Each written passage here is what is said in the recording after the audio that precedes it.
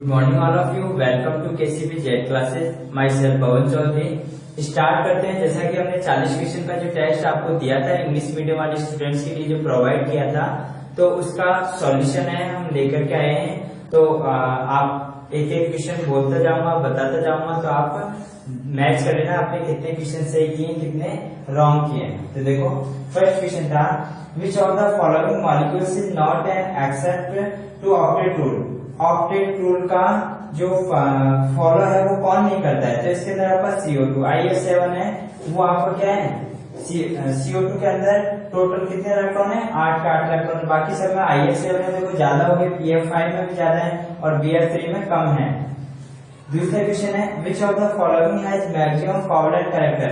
Maximum covalent character को आपको ध्यान में रखना है कि small size of cation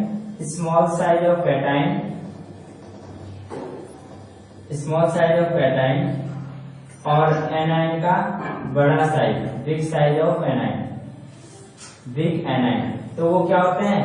more covalent होता है, वो मोर कोवैलेंट कैरेक्टर शो करता है। तो आपको ध्यान रखना है कि कैटाइन का साइज जितना छोटा होगा, स्मॉल साइज ऑफ कैटाइन, और बिग एनाइन मोर कोवैलेंट कैरेक्टर, तो उसके अंदर मोर कोवैलेंट कैरेक्टर। ठीक है।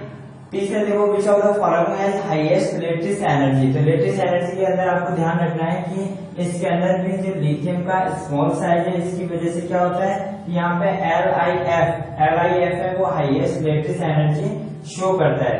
ठीक है। इसके अंदर भी आपका कोवैलेंट कैरेक्टर है वो होते हैं, लेकिन इसके अंदर जो लेटेस्ट एनर्जी है वो स्मॉल साइज ऑफ लिथियम में स्मॉल साइज होने के कारण कैसी रहती है? हाईएस्ट होती है। चौथा देखो, विच of the following molecules has net dipole moment. ये कह रहा है कि किसके पास नेट डाइपोल मोमेंट है, तो इसके अंदर आपका NH3 होगा। NH3 के पास डाइपोल मोमेंट होता है क्योंकि इसके पास एक लॉन पेयर आ जाता है, इसकी वजह से इसके पास डाइपोल मोमेंट प्रेजेंट होता है। The correct order of dipole moment is, तो इसके अंदर देखो आपको बताया था कि हाइब्रिडाइजेशन यदि स्ट्रक्चर, हाइब्रिडाइजेशन के अंदर जो कंप्लीट एटम है वो यदि फिक्स है, जैसे CH4 के अंदर यदि हम बात करें तो आपका हाइब्रिडाइजेशन होता है sp3 और इसकी जो ज्योमेट्री होती है वो होती है टेट्राहेड्रल। टेट्राहेड्रल ज्योमेट्री के अंदर ये कार्बन और 4 हाइड्रोजन जुड़े हुए हैं, तो इन चारों हाइड्रोजन पे जो हाइब्रिडाइजेशन है वो फिक्स हो गया, चारों के 4 एटम है, तो इसका तो सबसे कम। उसके बाद में आपका होगा NH3 का, फिर आपका NH3 का, और सबसे बाद में H2 का। क्यों? क्योंकि H2 के पास आपके होता तो ऐसे ही है, लेकिन इसके पास 2 लॉन पेयर आ जाते हैं, इसके पास 2 लॉन पेयर आ जाते हैं, हाइड्रोजन आते नहीं है, तो इसके पास 2 लॉन पेयर आने के कारण ये क्या होता है, इसके बाद डाइपोल मोमेंट है वो सबसे ज्यादा होता है। छठवां देखो, विच of the following ion has maximum. Ion है वो पोलराइजिंग पावर कौन सा है शो करता है? तो पोलराइजिंग पावर के लिए आपको बताया था कि जिसके पास जो चार्ज है वो जितना ज्यादा होगा वो उतना ही ज्यादा क्या होगा? पोलराइज होगा, या उसकी कोवैलेंट जो नेचर है वो ज्यादा होगी, पोलराइजिंग पावर ज्यादा होगी, पोलराइजेबिलिटी है वो भी उसकी ज्यादा होगी। ठीक है। तो ये तीनों चीजें आपको ध्यान में रखनी है। तो इसके अंदर एल्यूमिनियम के पास 3 चार्ज है, तो इसके बाद जिसके पास चार्ज ज्यादा होगा वो ज्यादा पोलराइज होगा। साथ में देखो था hybridization of carbon involve in acetylene. Acetylene होता है आपका C++C, ये आपका एसिटाइलिन है। इसके अंदर हाइब्रिडाइजेशन पूछा है, तो इसके अंदर 2 पाई बॉन्ड प्रेजेंट है, एक पाई बॉन्ड ये, एक पाई बॉन्ड ये, और एक सिग्मा बॉन्ड। जब 2 पाई बॉन्ड होते हैं तो हाइब्रिडाइजेशन कौन सा होता है आपका? sp, तो इसके अंदर आपका sp हाइब्रिडाइजेशन। 8वां है, for which of the following hybridisation the bond angle is maximum. Bond angle maximum किसमें होता है? sp के अंदर कितना होता है? 180 डिग्री का बॉन्ड एंगल होता है sp हाइब्रिडाइजेशन जब होता है। फिर आपको देखो 9वां, the angle between covalent bond is maximum in, देखो किस किस में होता है? CH4 के अंदर 109 डिग्री 28 मिनट का होता है, 109 डिग्री 28 मिनट। PF3 के अंदर भी आपका NH3 के अंदर ज्यादा होता है, लेकिन BF3 के अंदर हाइब्रिडेशन होता है आपका sp2, और इसके अंदर जो बॉन्ड एंगल है वो कितना होता है? 120। तो ये कह रहा था कि कोवैलेंट बॉन्ड इज मैक्सिमम। ठीक है। ठीक है। देखो अगला देखो, फिर 10वां है, CO2 इज आइसोस्ट्रक्चरल विद। तो CO2 के अंदर जो हाइब्रिडाइजेशन की बात करें तो CO2 के अंदर हाइब्रिडाइजेशन आपका कौन सा होता है? sp। कैसे? कार्बन आपका 6वें ग्रुप का और 2 इससे ऑक्सीजन, इसका कोई मतलब होता नहीं है, तो 2 ऑर्बिटल यदि पार्टिसिपेट करते हैं तो sp। ऐसे आपका HgCl2 होता है। जो मर्क्यूरी है Hg, वो आपका कौन से ग्रुप का होता है? सेकंड बी का, सेकंड बी। और इसके बाद 2 क्या जुड़े हैं? क्लोरीन। तो 4 बटे 2 क्या, तो यहाँ पे भी 2, दो ऑर्बिटल यदि पार्टिसिपेट करते हैं तो हाइड्रोजन आपका sp। तो दोनों कैसे होते हैं, फिर आइसोस्ट्रक्चरल होते हैं। 11वां क्वेश्चन देखो, विच of the following molecules does not contain a lawn pair of electrons. pf5 के अंदर कोई भी लॉन पेयर नहीं होता है, क्योंकि pf5 के अंदर हम हाइब्रिडेशन की बात करें तो हाइब्रिडेशन होता है आपका sp3d, और sp3d की जो ज्योमेट्री है वो होती है ट्राइगोनल बाइपिरामिडल। ट्राइगोनल बाइपिरामिडल के अंदर आपका ये सेंटर था फास्फोरस और 5 फ्लोरीन जुड़े हुए हैं, तो इसके पास एक भी लॉन पेयर नहीं होता है, ठीक है। फिर 12वां देखो, in which of the following molecules are all the bonds not equal. तो किसके अंदर एक भी बॉन्ड इक्वल नहीं होता है, सभी के सभी Cl3 के अंदर। जैसे हम यहीं पे बात करते हैं Cl3 के अंदर भी आपका हाइब्रिडेशन है वो sp3d होता है। इसके अंदर सेंट्रल टर्म फ्लोरीन, ये फ्लोरीन, ये फ्लोरीन, ये फ्लोरीन, इनके और इनके बीच में जो आपके प्लान होते हैं उनके अंदर तो 120 डिग्री का बॉन्ड एंगल होता है, और इसके और इसके बीच होता है 90 डिग्री का। तो इसके बीच में सभी बॉन्ड एंगल है वो सेम नहीं होते, इक्वल नहीं होते हैं।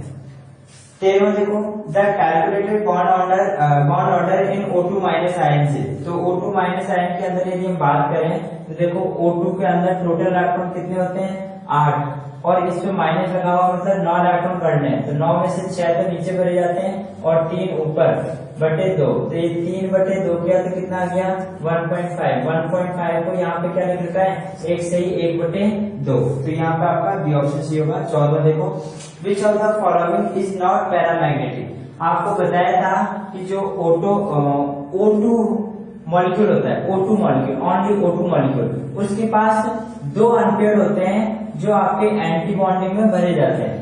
अब हम O2 2 माइनस कर रहे हैं तो इसमें 2 इलेक्ट्रॉन और बढ़ दिए, तो 2 माइनस क्या हो गया, ये आपका कैसा है, पैरामैग्नेटिक नहीं है, पैरामैग्नेटिक नहीं होता। बाकी सभी कैसे होते हैं, पैरामैग्नेटिक होते हैं, ये डायमैग्नेटिक नेचर का होता है। 15वां देखो, the bond strength is maximum इन। तो बॉन्ड स्ट्रेंथ मैक्सिमम किसमें होगी, देखो यहाँ पे हम यदि हम बात करें O2+ के अंदर बॉन्ड ऑर्डर निकाले तो O2 के अंदर इलेक्ट्रॉन बढ़ते हैं अपन 8, एक कम कर लिए तो टोटल इलेक्ट्रॉन बढ़ने हैं 7 में से 6 तो नीचे भरे जाते हैं बॉन्डिंग में और एक भरा जाता है एंटी बॉन्डिंग में, तो ये 5 बटे 2 किया तो ये आया 2.5। 2.5 जो बॉन्ड एंगल है वो मैक्सिमम होता है, जिसका बॉन्ड ऑर्डर जो ज्यादा होगा, बॉन्ड ऑर्डर जिसका ज्यादा होगा उसकी बॉन्ड स्ट्रेंथ ज्यादा होगी, और उसके अंदर जो बॉन्ड लेंथ है वो क्या होगी, बॉन्ड लेंथ कम होगी। जिसका बॉन्ड ऑर्डर ज्यादा उसकी बॉन्ड लेंथ कम, और बॉन्ड डिसोसिएशन एनर्जी वो किसकी ज्यादा होगी, जिसका बॉन्ड ऑर्डर ज्यादा होगा, ठीक है। तो इसके अंदर आपका O2+। 16वां देखो, hydrogen bond is strongest in. तो हाइड्रोजन बॉन्ड स्ट्रॉन्ग किसमें होता है, FHF के बीच में जो बॉन्ड बनता है हाइड्रोजन, ये आपका स्ट्रॉन्ग बॉन्ड होता है। 17वां देखो, which one of the following species does not exist under normal condition. आपको बताया था कि जो पीरियोडिक टेबल है उसके अंदर नेचर में नोबल गैसेस को छोड़कर कोई भी एलिमेंट है वो जो एटॉमिक फॉर्म में नहीं रहता है, वो हमेशा मॉलिक्यूल फॉर्म में रहता है, और जो नोबल गैसेस के एलिमेंट है वो हमेशा एटॉमिक फॉर्म में रहते हैं, वो कभी भी मॉलिक्यूल का फॉर्मेशन नहीं करते। इसलिए यहाँ पे आपका जो Be2, ये आपका Be2, ठीक है। यहाँ पे देखो नॉर्मल कंडीशन में एग्जिस्ट नहीं करता है, ठीक है। यहाँ पे फिर B2 आपका Li2 कर सकता है, Be2+ भी कर सकता है, Be2। और आपने क्या देखा था, मैंने आपको 3 कंडीशन बताई थी। यदि आपके, इसको मिटा देता हूँ, फिर देखो आगे जो 3 कंडीशन बताई थी आपको वो क्या क्या थी, देखो आपको बताई थी कि यदि बॉन्डिंग में मॉलिक्यूल ज्यादा भरे एंटी बॉन्डिंग से, यदि ऐसे हो ये एंड में ज्यादा भरे एंटी बॉन्डिंग से, तो ये एग्जिस्ट करता है, ये एग्जिस्ट करता है, मॉलिक्यूल है वो एग्जिस्ट करता है।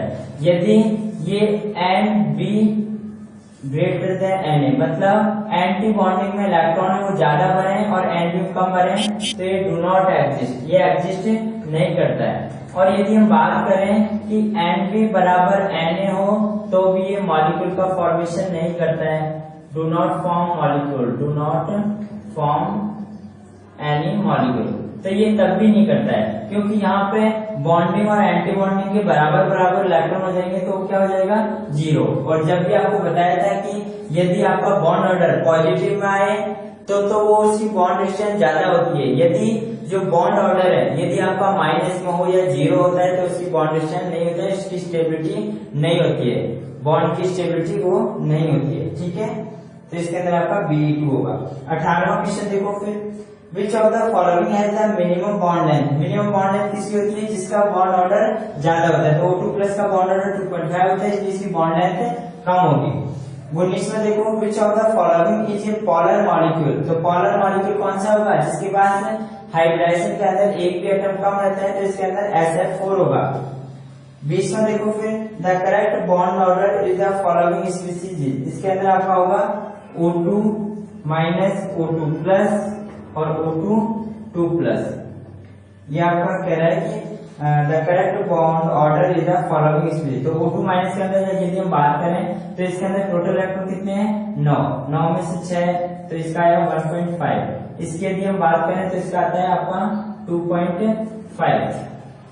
O2 प्लस की बात करते हैं तो यहाँ पे 8 में से इलेक्ट्रॉन देखो 8 है, 8 में से 7 भरे गए ऊपर, 7 टोटल 7 भरने हैं, और 7 में से 6 तो ऊपर बॉन्डिंग में और एक एंटी बॉन्डिंग में, तो ये 5/2 किया तो 2.5। और यदि O2 2 प्लस की बात करें तो यहाँ पे देखो और टोटल कितने भरे जाते हैं अपने 8 में से 2 माइनस कर दिए तो ये कितने हो गए 6, और 6/2 किया तो कितने होते हैं आपके, टोटल 6 ही भरने हैं, तो 6/2 किया तो 3, तो इसका 1.5, इसका 2.5, इसका 3। तो ये आपका इंक्रीजिंग ऑर्डर है बॉन्ड ऑर्डर का।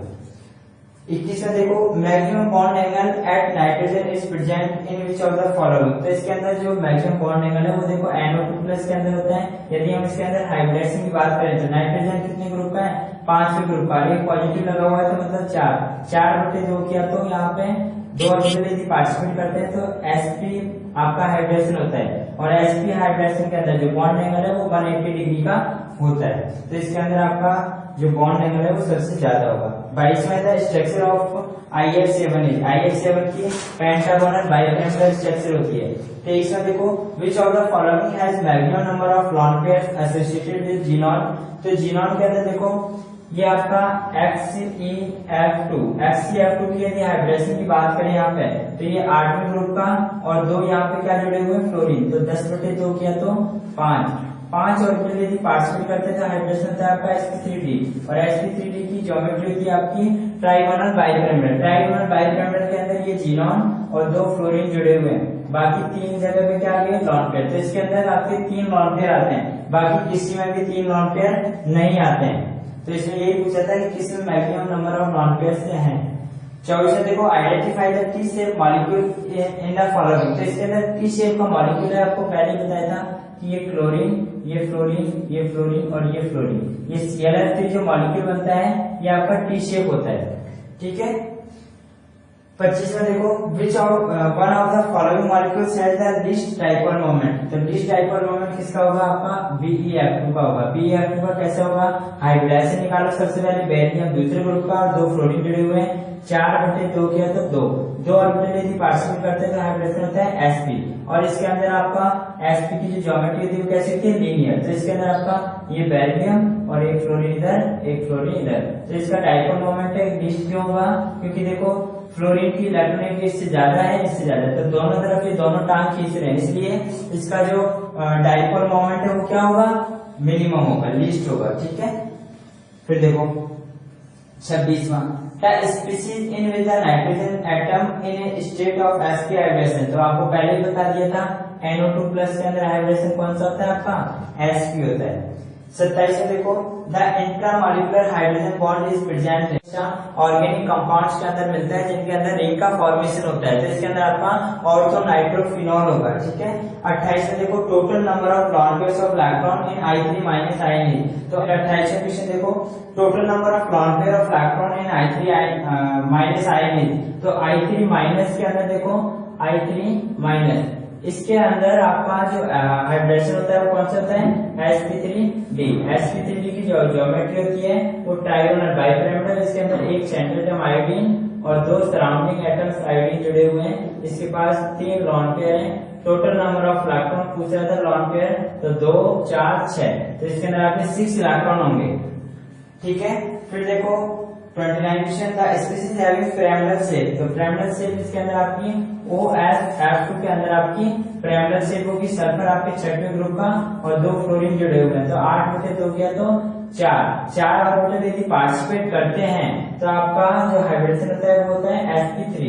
और sp3 की जो ज्योमेट्री वो कैसी होती है आपकी टेट्राहेड्रल। टेट्राहेड्रल ज्योमेट्री के अंदर आपको 3 एटम से वो सेट करने हैं, तो आपका सेंटर एटम हो गया सल्फर, ऑक्सीजन और ये फ्लोरीन, एक लॉन पेयर आ गया।